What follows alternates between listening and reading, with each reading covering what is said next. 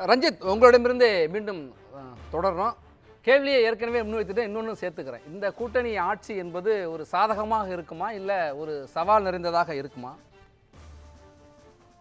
நிச்சயமா ஒரு சவாலான சூழலா தான் இருக்கும். ஏன்னா இப்ப பாஜக தனிச்சு பெரும்பான்மை பெற்றிருக்கும் பொழுது இருக்கக்கூடிய அந்த செயல்பாடுக்கும் இப்ப கூட்டணியை அனுசரிச்சு போக வேண்டிய சூழல்கள் இருக்கு.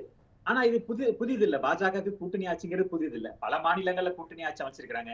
1999 இருந்து 2004 வரைக்கும் வெற்றிகரமான பல சித்தாந்த முரண் கொண்ட கட்சிகளோட இணைஞ்சு 5 ஆண்டுகளை முழுமை பெற்றிருக்காங்க அப்படிங்கிறதை பாக்குறோம். அதே நேரத்துல இப்ப நம்ம சொன்னோம், இது மோடி அரசு, பாஜக அரசு சொன்னோம். இப்ப என்டிஏ அரசுன்னு இல்ல, எப்பயுமே என்டிஏவா தான் இருக்குது. என்னைக்குமே என்டிஏங்கிறத விட்டு கொடுக்கவே இல்லை. நீங்க கடந்த முறை கூட விமர்சனங்கள் வந்தது. என்டிஏங்கிறது என்ன, பெரிய பெரிய கட்சிகள் இல்லாம சின்ன சின்ன கட்சிகள் இல்ல, இவங்களெல்லாம் கூட்டணியில சேர்த்துக்கிட்டு 36 38 சொல்றீங்களேன்னு கூட காங்கிரஸ் விமர்சனம் வச்சாங்க. அப்படி சிறிய கட்சிகள் கூட, பிரதிநிதிகளே இல்லாத கட்சிகள், அவர்கள் பிரதிநிதிகளே கிடைக்காதுன்னு தெரிஞ்சாலுமே கூட மக்களுக்காக சேவை செய்யக்கூடிய ஒரு இயக்கமா இருந்தா அவர்களையும் அனுசரிச்சு போனதுதான் என்டிஏ அப்படிங்கிறத பாக்குறோம். அதனால இந்த என்டிஏங்கிறது புதுசு இல்ல, எல்லாத்தையுமே அனுசரிச்சு போறாங்க அப்படிங்கிறது. இது மோடியோட அவரோட திறமைக்கு இன்னும் ஒரு அங்கீகாரமா தான் இருக்க போகுது. ஏன்னா இது வரைக்கும் பெரும்பான்மை ஆட்சியா இருந்தது. அதனால அவர் வெற்றிகரமா சில விஷயங்களை செஞ்சாரு. இப்ப ஒரு நெருக்கடி இருக்குது அப்படிங்கறதுல மாற்று கருத்துல. அதையும் நிதிஷ் அவர்களை கூட வச்சுக்கிட்டு ஒரு 5 ஆண்டுகள் முடிவு பண்றதுங்கிறது ஒரு மிகப்பெரிய சவாலான விஷயம் தான். அதை வெற்றிகரமா செய்து காட்டிட்டாருன்னா மோடி அவர்கள் மிக திறமையான ஒரு நிர்வாகி அப்படிங்கிறது இன்னும் வெளிப்படையா தெரியும் அப்படிங்கிறது. இன்னும் கூடுதலா ஒருவேளை பெரும்பான்மை கிடைச்சிருந்தா கூட இது மோடி அவர்களோட வெற்றியா கருதப்பட்டிருக்கிறாரு. இவிஎம் மிஷினை ஹேக் பண்ணிட்டாங்கன்னு இந்நேரம் எல்லாம் சொல்லியிருப்பாங்க. தேர்தல் ஆணையத்தை வச்சுக்கிட்டு இவிஎம் மிஷினை வச்சுக்கிட்டு ஜெயிச்சுட்டாங்க அப்படின்னு சொல்லியிருப்பாங்க. அது இல்லாம இன்னைக்கு ஒரு இப்ப ஜனநாயகம் ஜெயிச்சுட்டுன்னு சொல்றாங்க. சொல்ல வரீங்க. அதுல மோடி அவர்களுக்கு சரி தொடர்ந்து பாஜக ஜெயிக்கவே கூடாதுன்னு சொல்றாங்க போல. இல்ல, இப்ப இவிஎம் மிஷின் வச்சுட்டே ஒரு நெருக்கடியான ஆட்சி. ஒருவேளை 280 எடுத்துக்கிட்டு அவங்க மாத்தி இருந்தாங்கன்னா பரவாயில்ல. அது எப்படி ஒரு மைனாரிட்டி ஆட்சி தாங்க இவிஎம் மிஷின் வச்சு உருவாக்கிக்குவாங்க, அது ஒரு நெருக்கடியான சூழலை ஏற்படுத்துவாங்கன்னு தெரியாது. ஒருவேளை நிதிஷ்குமார் அவர்கள் விலகி போனாலுமே கூட தமிழகத்திலிருந்து ஒருத்தர் ஆர்வமா இருக்கிறாரு, இந்த கூட்டணியில் எப்படியாவது புகுந்து ஆட்சியில அதிகாரத்துல இருக்க முடியாதான்னு தமிழகத்துல திமுக எதிர்பார்த்துக்கிட்டே இருக்காங்கன்னு சொல்லலாம். போகவே மாட்டாங்கன்னு எழுதி கொடுப்பாங்களா? ஏன்னா இப்ப நிதிஷ்குமார் அவர்கள் போயிட்டு ரஞ்சித், அரசியல்ல எதுவும் நிரந்தரம் இல்லை, மாற்றம் ஒன்றதே மாறாது என்கிற அந்த நிலையாய்மை தத்துவத்துக்கு கண்முன் உதாரணம் சொன்னா நிதிஷ்குமார் தான் அப்படிலாம் சொல்றாங்க.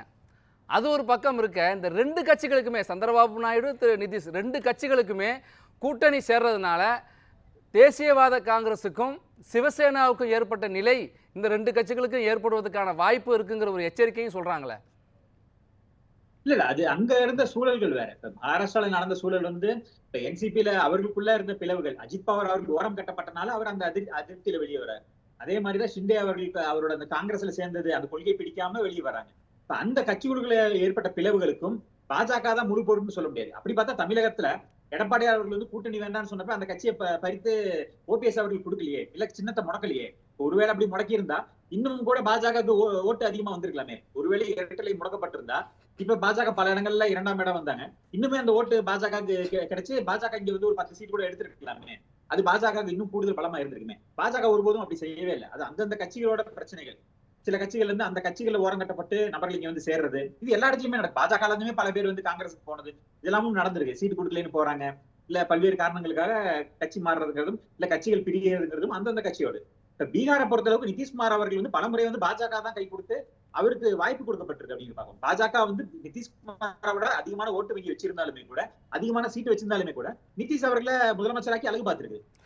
காங்கிரஸ் என்ன சொல்றாங்க அப்படின்னா, மக்கள் அதாவது 370ன்னு ஒரு இலக்கு வச்சாங்க, கூட்டணி 400க்கு மேலே அப்படின்னு ஒரு இலக்கு வச்சாங்க. ஆனால் மக்கள் அந்த இலக்கை எல்லாம் அவர்கள் சொன்னதை பிரச்சாரத்தை எல்லாம் புறக்கணித்து விட்டு ஒரு பெரும் தோல்வியை கொடுத்துருக்குறாங்க. 240 இடங்கள் தான்.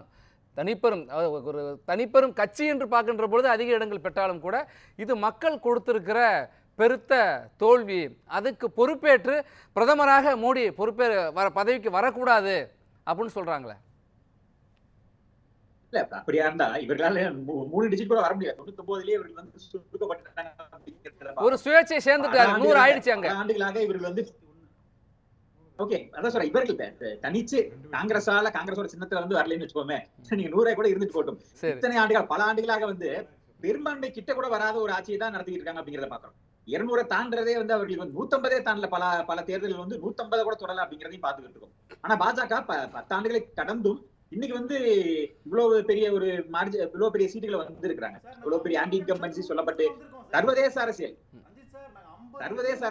மோடி அவர்கள் நீங்க வரக்கூடாது. 303 குறைஞ்சிருக்கீங்க 240க்கு சார். நீங்க சார் 2ல தொடங்கி படிப்படியா உயர்ந்து 283 303 அப்படின்னு வந்து 370 இலக்கு வச்சு 400 தாண்டுவோம் என்றெல்லாம் சொல்லிட்டு 240க்கு வந்தது ஒரு பெரும் தோல்வி அப்படின்னு சொல்றாங்க, ஒரு வீழ்ச்சி அப்படிங்கிறாங்க. இல்ல பாஜகவோட இதை எடுத்து பாத்தீங்கன்னா, மேப் எடுத்து பாத்தீங்கன்னா 2 முறை தான் வந்து சறுக்கி இருக்கிறாங்க. அதை தாண்டி மத்த எல்லாமே நீங்க சொன்ன மாதிரி 2 சீட்ல இருந்து படிப்படியா வந்து இன்னைக்கு வந்து இவ்வளவு பெரிய இடத்துக்கு வந்திருக்காங்க. இன்னைக்கு காங்கிரஸ் அல்லாத, அந்த டைனாசிட்டி இல்லாத ஒரு மனிதர், ஒரு சாதாரண ஏழ்மை நிலையிலிருந்து வந்து 3 முறை பிரதமர் ஆகக்கூடிய அந்த வரலாற்று சிறப்பை இன்னைக்கு அடைஞ்சிட்டார். இன்னைக்கு நேருக்கு அடுத்து இந்திரா காந்தி அவர்களுக்கு அடுத்து 3வது முறை பிரதமரா தொடர்ந்து பிரதமரா இருக்கிறது நேருக்கு அடுத்து மோடி அவர்கள் தான் அப்படிங்கிறதையும் பார்த்துட்டோம்.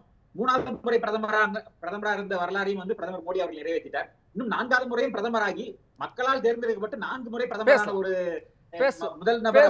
பேசலாம். நிர்பந்தத்தின் அடிப்படையில் இந்த கூட்டணி அரசானது அமைந்திருக்கிறது. கூட்டணி அரசுக்குள்ள திரு சந்திரபாபு நாயுடுவோ திரு நிதிஷ்குமாரோ எதிர்காலத்தில் கொடுக்க இருக்கிற முட்டுக்கட்டைகள் அதையெல்லாம் கடந்து நேற்றைய தினம் காங்கிரசினுடைய மூத்த தலைவர் திரு ராகுல் காந்தியோடைய செய்தியாளர் சந்திப்பு ஒரு பெரும் புயலை எழுப்பி இருக்கிறது. கருத்து கணிப்பு என்கிற பெயரிலே தவறான கருத்து கணிப்பை தேர்தலுக்கு முடிவுகளுக்கு முன்பாக வெளியிட்டு பங்கு சந்தையிலே செயற்கையான எழுச்சியையும் வீழ்ச்சியையும் ஏற்படுத்தியிருக்கிறார்கள். அதனால் ஒரு சில குடும்பங்கள் பலனை பெற்றிருக்கிறார்கள். ஒரு சற்றேறக்குறைய 30 லட்சம் கோடி பங்கு சந்தையிலே இழப்பை ஏற்படுத்தியிருக்கிறார்கள். இதற்கு பிரதமரும் உள்துறை அமைச்சருமான அமித்ஷாவும் தான் பொறுப்பு என்கிற ஒரு பெரும் குற்றச்சாட்டை முன்வைத்திருக்கிறார். அரசு பொறுப்பேற்பதற்கு முன்பாகவே ஒரு பெரும் குற்றச்சாட்டை எதிர்கொண்டு அதற்கு பதில் சொல்ல வேண்டிய கட்டாயத்தில் இந்த அரசு அமைந்திருக்கிறதா? இல்ல, அவர்களால் அது மட்டும் தான் செய்ய முடியுதுங்கிறத அவர்களே ஏத்துக்கிட்டாங்க. ஏன்னா இப்ப இவ்வளவு தூரம் வந்துட்டாங்க. உண்மையிலுமே நம்ம வந்து ஆரம்பத்துல இந்த ஐஎன்டி ஃபார்ம் ஆகும் பொழுது ஒரு பெரிய விஷயமா தான் இருந்துச்சு. இதை வந்து கட்டமைச்சு கொண்டு போறதே வந்து ஒரு பெரிய ஆச்சரியமா தான் இருந்துச்சு. அதை உருவாக்கினவரே வெளியேறிட்டார் அப்படிங்கறது பார்த்தோம். அதையும் தாண்டி இந்த இந்தி கூட்டணி வந்து ஓரளவுக்கு பெர்ஃபார்ம் பண்ணியிருக்கிறாங்க. பல்வேறு விமர்சனங்கள் இந்த மாதிரி தான் பல பொய் பிரச்சாரங்களை பண்ணி இன்னைக்கு அதுல ஒரு சில இடத்துல வெற்றியும் கண்டிருக்காங்க அப்படிங்கறத பார்க்கலாம். தொடர்ந்து அவர்களோட பொய் பிரச்சாரத்தை தொடங்கிட்டாங்க அப்படிங்கறதையும் பார்க்கலாம். பங்கு சந்தையிலே மலமலன்று உயர்ந்தது மலமலன்று சரிஞ்சது நம்ம கண்ணால பார்த்தது தானே, ஒரு வாரத்துக்குள்ள நடந்தது தானே. இல்ல அதுதான், அதுக்கு நம்ம பங்கு சந்தை வந்து இன்னைக்கு அது நமக்கு இயல்பா தெரியும். தேர்தல் நேரத்துல வந்து அது அதிகமாகவே வந்து ஒரு எக்ஸ்பெக்டேஷன் இருக்கும். அந்த ரிசல்ட் மாறும் பொழுது இருக்கிறது தான். இது வந்து திட்டமிட்டு செஞ்சாங்க அப்படிங்கறது வந்து எல்லா கருத்து கணிப்புமே அப்படிதான் இருக்கும். எந்த ஒரு கருத்து கணிப்புமே அங்க இருக்கக்கூடிய அந்த எல்லாருமே எதிர்பார்த்த ஒரு இதுதான். இல்ல ரஞ்சித் 2014லயும் 2019லயும் இல்ல 2009லயுமே கடந்த 3 கருத்து கணிப்புகளும் மிகச்சரியாக ஒரு 10-15 முன்ன பின்ன இருக்கும்.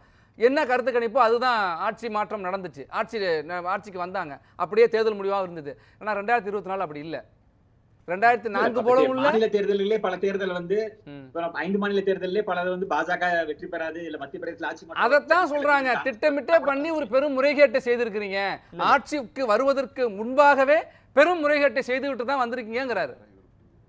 இல்ல அதுதான் சொல்றேன். இது வந்து தேர்தல் பங்கு சந்தை வந்து மோடி நம்ம அமித்ஷா அவர்கள் சொன்னாரு என்னன்னா, பாஜக மிகப்பெரிய வெற்றி பெறும் பொழுது பங்கு சந்தை உயரும் அப்படிங்கறத சொன்னாரே தவிர யாருமே போயிட்டு வாங்குன்னு யாரும் கட்டாயப்படுத்தல. அது வந்து அவர்களோட விருப்பத்துல வாங்கினாங்களே தவிர எக்ஸிட் போல்ஸ்ல பிஜேபி தான் வெற்றி பெற போகிறதுன்னு சொல்றாங்க. 300 சீட்டுக்கு மேல பிஜேபி வெற்றி பெற போகுதுன்னு சொல்ற அதே நேரத்துல தான் அமித்ஷாவும் நிர்மலா சீதாராமனும் நீங்க போய் ஸ்டாக் மார்க்கெட்ல இன்வெஸ்ட் பண்ணுன்னு சொல்றாங்க. மக்கள் சனிக்கிழமை சாயந்தரம் வந்த ரிப்போர்ட்டுக்கு பிறகு மண்டே போய் திங்கட்கிழமை போய் இன்வெஸ்ட் பண்றாங்க.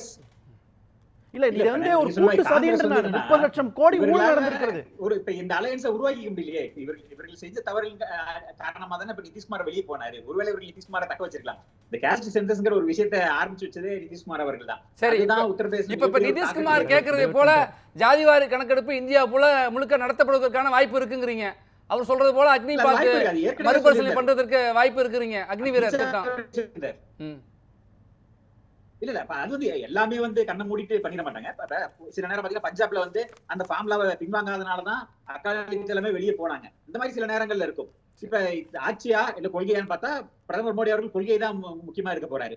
அப்படி பார்த்தா ஒருவேளை நீட்டை நாங்க ரத்து செய்யறோம், திமுக ஆதரவு கொடுங்கன்னு திமுக கூட கூட்டணியில சேர்த்துக்கிற வாய்ப்புகள் இருக்கு. சோ அப்படி வந்து வளைஞ்சு கொடுத்து போகணுங்கிறது இல்ல, சில மக்கள் நல சார்ந்த விஷயங்களை செய்யணுங்கிறதுக்காக எந்த ஒரு தேர்தலுக்கு முன்பாக சரி